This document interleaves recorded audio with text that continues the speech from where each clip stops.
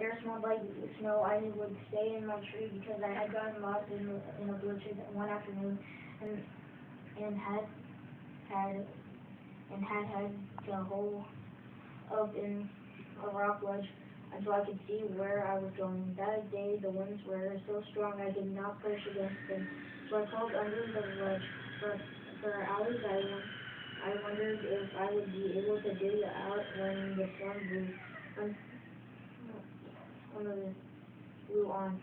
Fortunately, I only had to push through about a foot of snow. However, that taught me to stay home when the air started snow.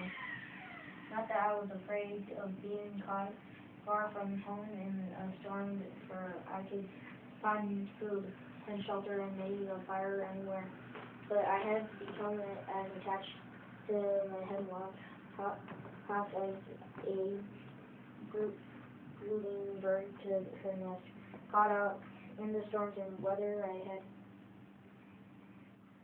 become as attached to my hemlock house as a brooding bird to her nest. Caught out in the storms and weather, I had her nest caught out in the storms and weather. I had an urgent desire to return to my tree, even as the bear usually return to his den, the deer to their coats. We all had our little patch. In the wilderness, we all fought to return there. I usually came home at night with the nutchat.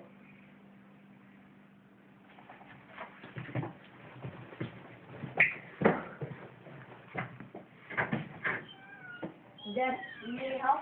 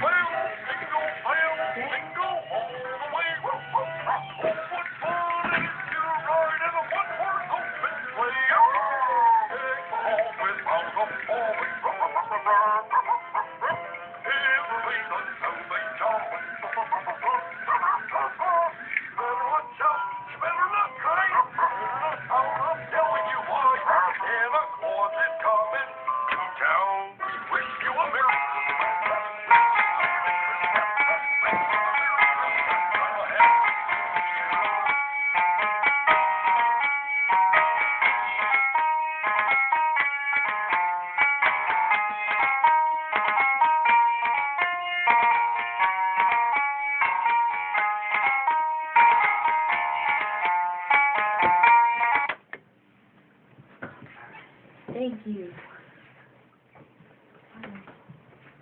I usually came home at night with the nutcatch that roosted in a nearby sapling. I knew I was late if I take the tree and he came out. Sometimes when the weather was icy and miserable, I would hear him high in the tree, near the edge of the meadow, yanking and flicking his tail, and then I could see him wing to bed early. I considered him a pretty good barometer, and if he went to his tree early, I went to mine early too. When you don't have a newspaper or a radio,